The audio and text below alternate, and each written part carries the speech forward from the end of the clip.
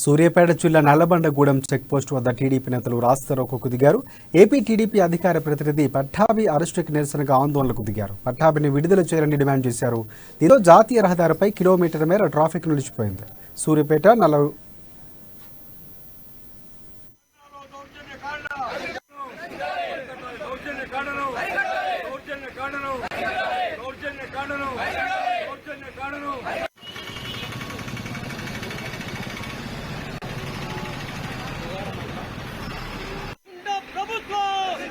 TDP కార్యకర్తలపై దౌర్జన్యం ప్రజాస్వామ్యాన్ని TDP కార్యకర్తలపై దాడి చేసిన దౌర్జన్య కాండ